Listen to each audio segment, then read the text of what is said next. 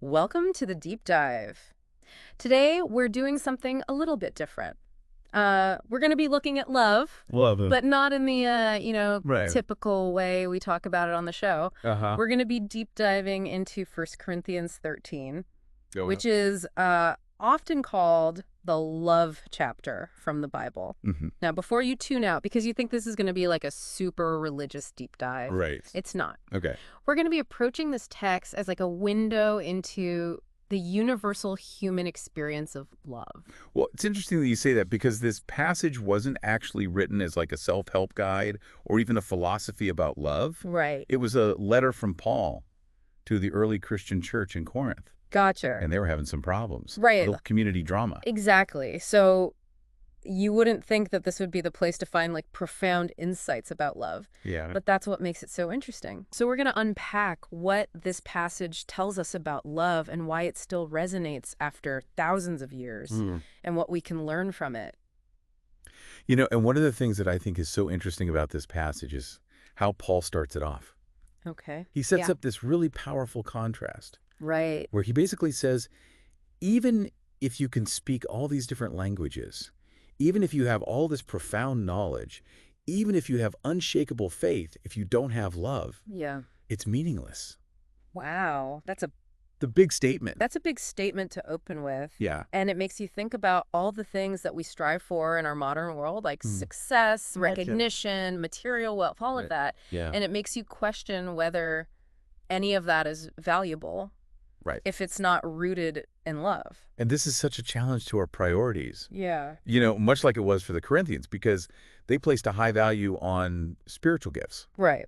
you know, Like speaking in tongues. speaking in tongues or prophecy or Yeah. these types of things. They saw that as evidence of God's favor. Okay. But Paul is saying even these extraordinary abilities are hollow if you don't have love. So all those impressive achievements are ultimately empty without love. They are. It's interesting because it makes me think about our modern obsession with Yeah. instant gratification. Yeah. We want everything really fast. Right. We want information fast, connections fast, Results fast. results fast, everything. Yeah. And maybe Paul is giving us like a little reminder to slow down Mhm. and cultivate patience Yes. and recognize that true connection takes time. I think that's such a good connection because Paul's words really do seem to challenge this culture of instant everything. Yeah. He's pushing us to consider what actually matters Right. and saying that you can't get love instantly, you have to invest. You have to invest in it. Yeah. Yeah, it's not about those quick fixes or the fleeting thrills. It's Yeah. about something deeper. It's like he's saying that true love requires us to go beyond the superficial Mm. and really invest in something more meaningful, something that will endure, Yes. even when things get tough. Absolutely. And speaking of tough, after Paul establishes the importance of love, he doesn't just leave us hanging with like this vague idea of what it means. Mm. He gets incredibly specific and he gives us this vivid description of how love behaves. He uses 15 different qualities Oh, to paint this picture of love in action. okay.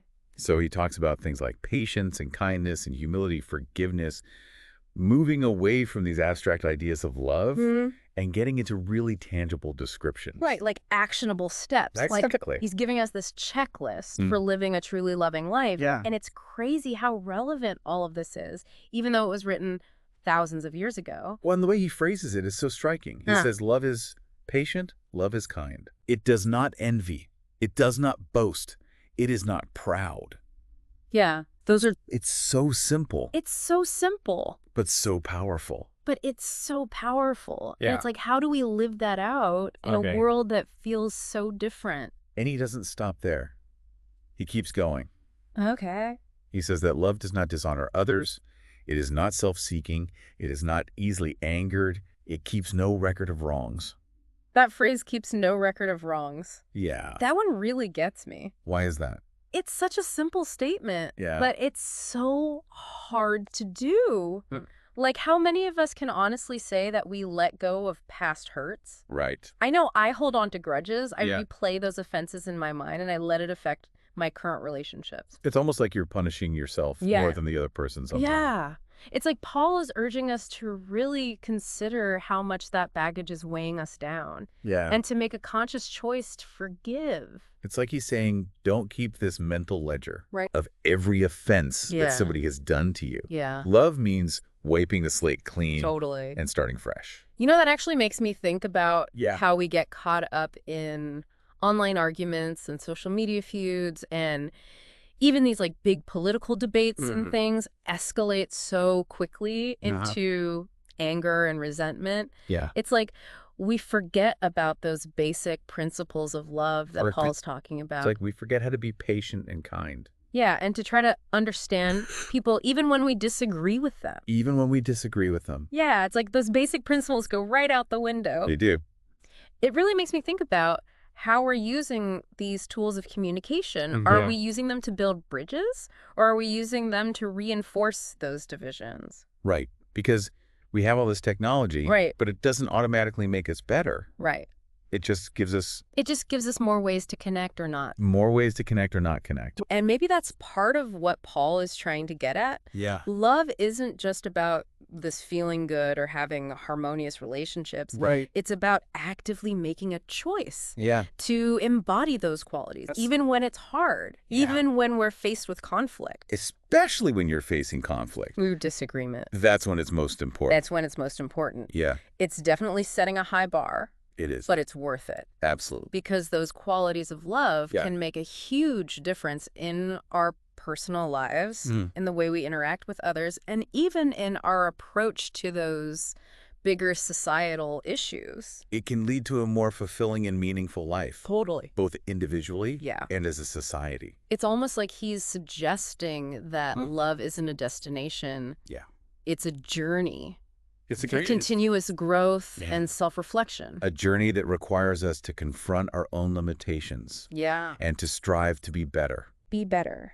Not just for ourselves, Mm-hmm. but for those around us. For the betterment of everyone. Exactly. And, you know, Paul doesn't stop there with those qualities. Right. He goes on to compare love to things that are fleeting and temporary, like spiritual gifts or even knowledge. Right? And it's like he's saying that while those things may fade away, love remains. He is. This idea of love as this enduring force, that's what really intrigues me. Yeah. Is he suggesting that love transcends time and circumstances? Yes, and to illustrate this, he uses this really beautiful analogy Okay. where he compares our understanding of love Yeah. to growing from childhood Okay. to adulthood. I'm curious about that analogy. So he says, when I was a child, I talked like a child. I thought like a child. I reasoned like a child. Right. When I became a man, I put the ways of childhood behind me. Okay.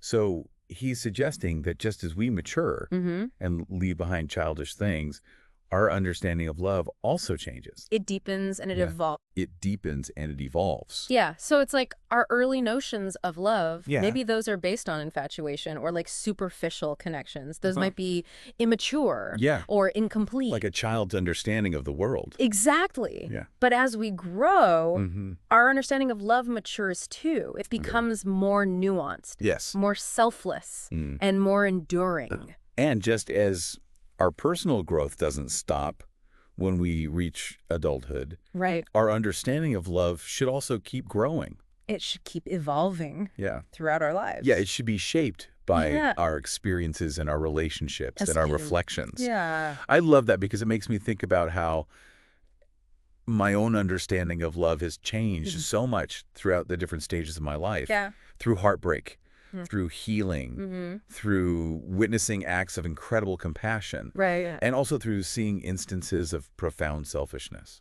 Uh-huh. Love is definitely not static. It's constantly being shaped and redefined. That's such a great example of how Paul's analogy Yeah. speaks to us on a personal level. That does. He's inviting us to reflect on our own journeys Yeah. with love Absolutely. and to recognize that it's not a fixed endpoint, Yeah. but rather a continuous process of discovery. It's like he's encouraging us to embrace those complexities of love Yeah. and to acknowledge that it's not perfect Mhm. and to be open to its transformative potential. Absolutely. And that transformative potential leads Paul to make an even bolder claim He does. in the final verses of this chapter. Yeah.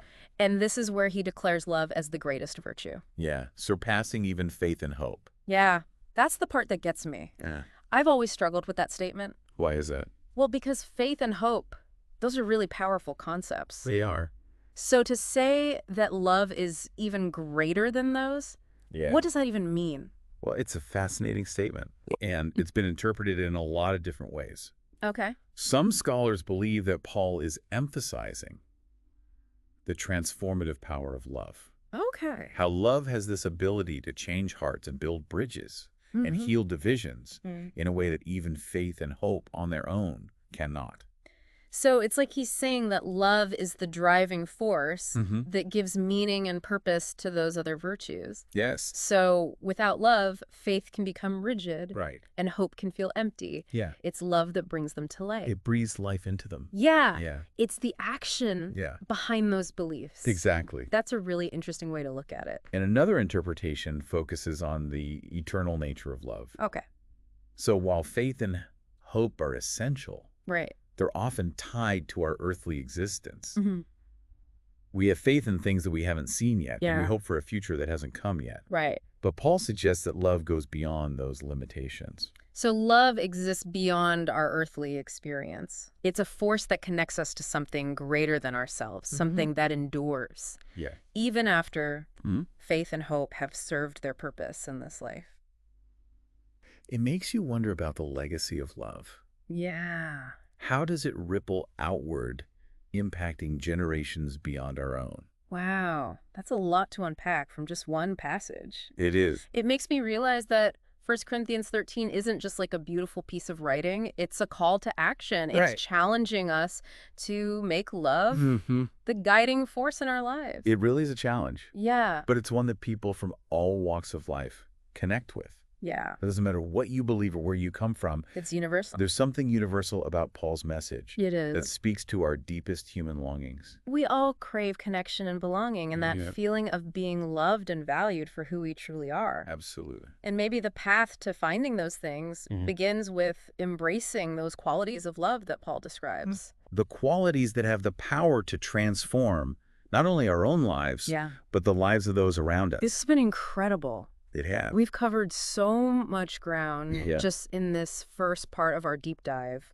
We have. We've explored why love is so important. We've looked at the qualities that define love, and we've even touched upon its enduring Yes. and evolving nature. It's amazing how much there is to unpack here. I know. I can't wait to continue this conversation. Me too.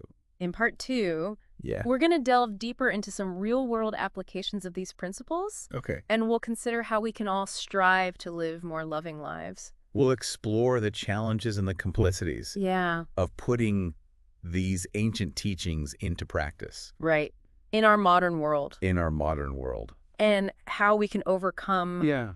those inevitable obstacles that come up when we're Right. trying to make love a guiding force in our lives. Absolutely. It's a journey worth taking. Yeah. And I hope you'll join us Yeah, I hope so too. for the next part of our deep dive Yeah. into 1 Corinthians 13. Okay.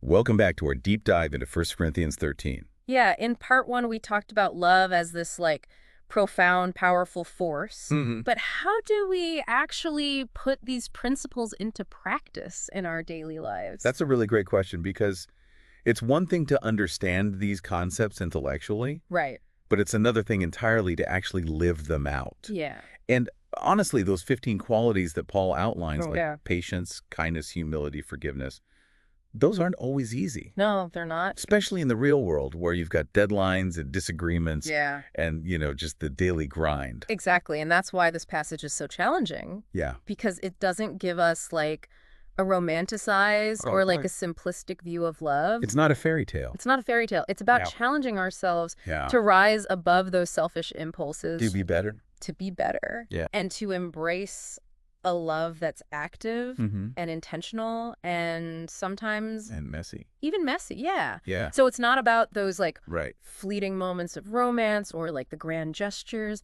Yeah. It's about those everyday choices, Yeah. the small acts But it's of highway. patience and kindness and forgiveness that Yeah. really make a difference. Absolutely. This idea of love as an action that really speaks to me. Why is that? Because it takes it out of that realm of just like Yeah. abstract emotion, Right, and right. it makes it something tangible, something that we can actually work on, Something you can cultivate. cultivate in our daily lives. Yeah. Yeah, and so much of what we talk about on the show is Uh, about taking action. Taking action. Yeah. But I'm curious, like, how do we actually apply these principles Yeah. in real-world situations? Well, let's take a look at a few specific examples. Okay. We talked about love being patient and kind of Yeah. how might that play out in a stressful work environment. Ooh, that's a good one. Where everybody's under pressure. Yeah. And, tensions are running high. Yeah. I know I've definitely been guilty of getting snappy with colleagues Right. when I'm stressed out. It's understandable. Yeah. But that's actually when those qualities of patience and kindness are most needed. Right. So patience might mean taking a deep breath Yeah. before you respond to that curt email, Okay. or choosing to really listen Yeah. to a coworker who's venting, Even when I don't have time. even when you don't have time. Yeah. Yeah, it's about resisting that knee-jerk reaction Okay. to escalate the conflict, Mm-hmm.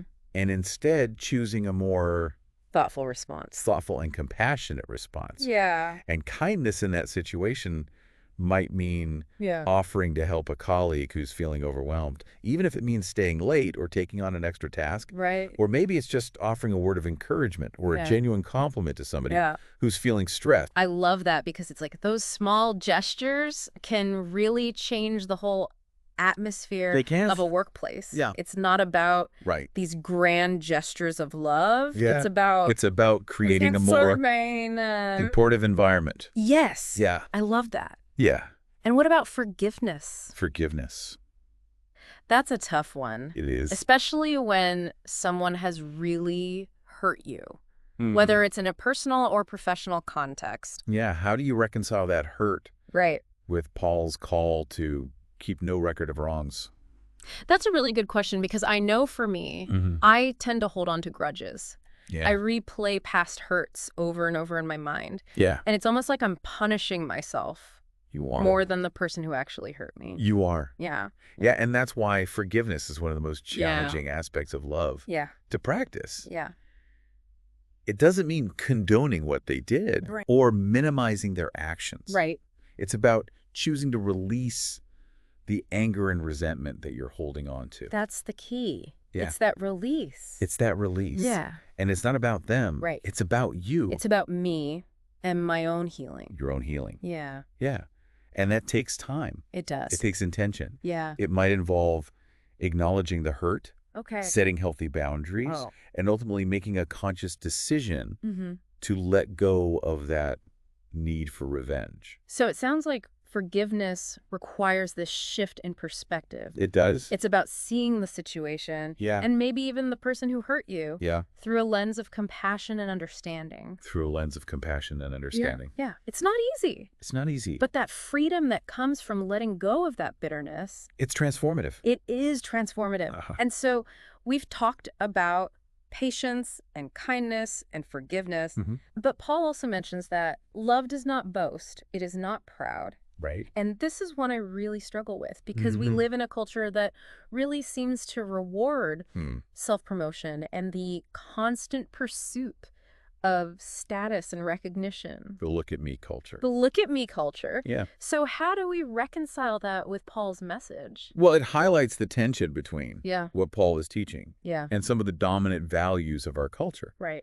We're constantly bombarded with these messages that tell us to focus on ourselves, Yeah. to strive for external validation, Mm. to measure our worth by our achievements and possessions. It's like everybody's trying to stand out. Yeah, be the loudest voice in the room. Be the loudest voice in the room. Yeah. Get ahead. Yeah, it can be really hard to resist that pull, It is. especially when it feels like everybody else is playing that game. Right. But Paul's message invites us to consider a different path, Okay. one that's marked by humility Okay. and generosity, and a genuine concern for the well-being of others. So how do we cultivate those qualities Yeah. in a world that seems to prioritize the opposite? Well, I think it starts with cultivating a sense of gratitude Okay. for what you have Mm-hmm. and recognizing that your accomplishments are often the result of the support and contributions of other people. So it's about shifting that focus outward, Yes. away from our ego, Away from your ego. and on to the people Yeah. and circumstances that have helped us Exactly. along the way. Humility isn't about denying your talents or achievements. Right. It's about acknowledging that we are part of something larger than ourselves. Mm-hmm. It's about recognizing that our successes are rarely solely our own. Yeah. We're all standing on the shoulders of others. You know, that makes me think about all the people who have supported me in my life, my family, my friends, Right. my mentors, even those who challenged me to grow, Yeah. and how much of what I've achieved is because of their influence. It's a humbling realization. It is. And that recognition can help us counteract that tendency toward pride. And self-importance. And self-importance. Yeah. And then it allows you to celebrate the success of others Right. without feeling threatened Yeah. or envious. Because you're not comparing yourself. You're not comparing yourself. Yeah. Yeah. You can genuinely rejoice in their accomplishments. Yeah. You see their success as a reflection of our shared humanity. That idea of shared humanity, that's beautiful. It is. It's like Paul is saying that love breaks down those boundaries Yeah. that we often put up. The boundaries of competition. Competition. Comparison. Judgment. Judgment. Yeah. It's about recognizing our interconnectedness It is. and celebrating our shared journey. And that leads us to think about how these principles of love apply not just to our individual lives, Yeah. but also to our relationships To our relationships. with other people. Yeah. Because after all, Yeah. love isn't just about being a good person. Right. It's about how you interact Yeah. with the people closest to you. And that's where things can get even more challenging. They can. Because relationships involve navigating all these different personalities. Different personalities. Different needs. Different needs. Different expectations. Different expectations. Yeah. And inevitably, Conflicts. conflicts are going to arise. They are. Yeah. And sometimes those conflicts bring out the worst in us, They do. even when we love someone deeply. And that's why those 15 qualities that Paul outlines Right. become so essential. Yeah. They're like tools for navigating those choppy waters. Yeah, they're like our toolkit. Yeah, your toolkit for relationships. So patience becomes crucial Yeah. when our loved ones are struggling Yeah. or making choices that we don't understand. Right. Kindness means offering support and encouragement even when we're frustrated Even when you're or frustrated. we disagree. Forgiveness becomes essential for repairing those ruptures Absolutely. and rebuilding trust.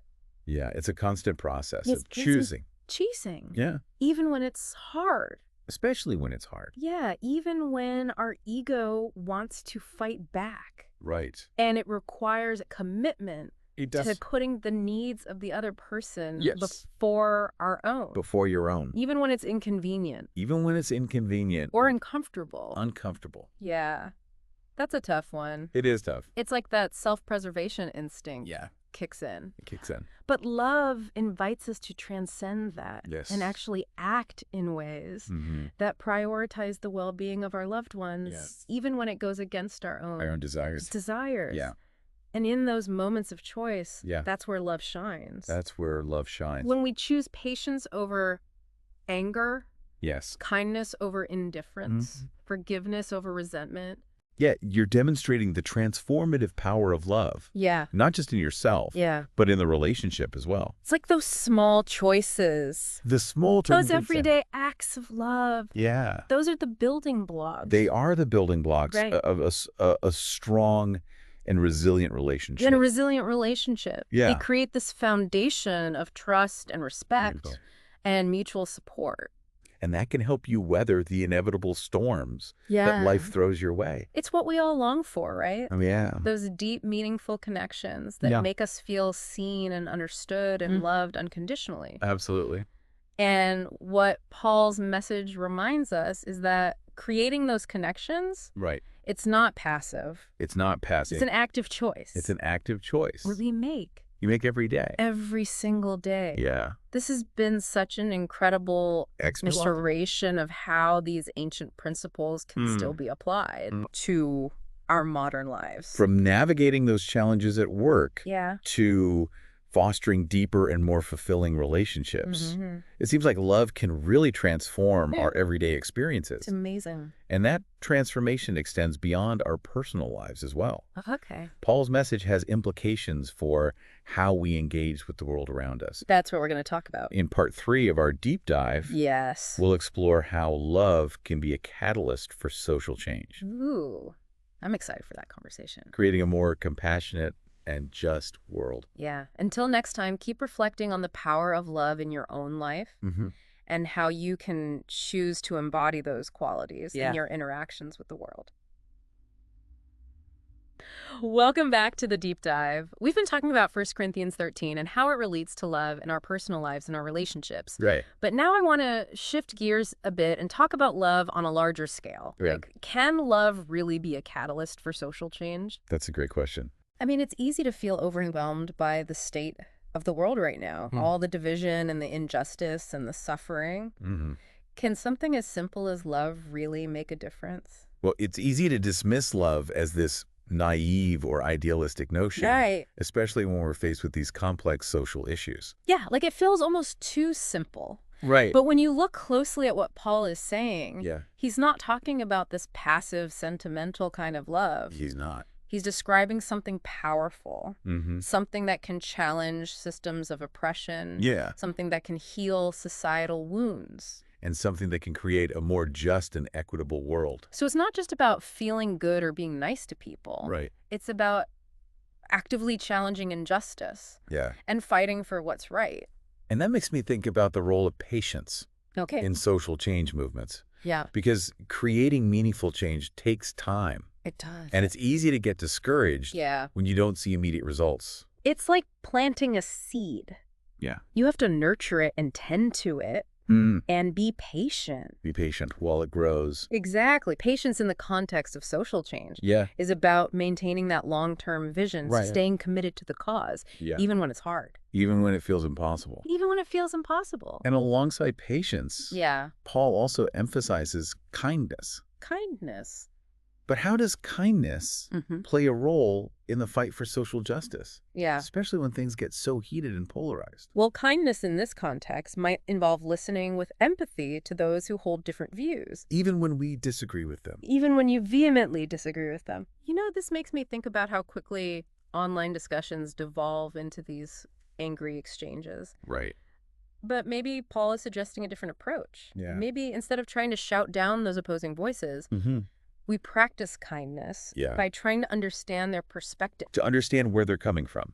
It doesn't mean we condone their views, Right. but it's a step towards finding some common ground, And then building bridges instead of walls. because lasting change requires more than just silencing the opposition Yeah. or winning arguments. It's about changing hearts. It's about changing hearts and minds. And that's where compassion and understanding come in. they do. And those are rooted in kindness. Absolutely. So we've talked about patience and kindness, Mm-hmm. but what about humility? Humility. Where does humility fit in Yeah. to social change movements? That's a good question, because it takes courage to stand up for what you believe in. Right. But humility in this context isn't about being passive or shrinking back. Okay. It's about recognizing that you don't have all the answers, that you can learn from others. Right. And that real change requires collaboration. So it's about being open to learning from those with different experiences and perspectives, even when it challenges our own assumptions. Exactly. Humility allows us to approach social change as partners. As partners, recognizing that we're all We're all in this together. in this together. Yeah. It helps us build coalitions and learn from each other and celebrate those wins together. Those collective achievements. This is really making me rethink how I approach conversations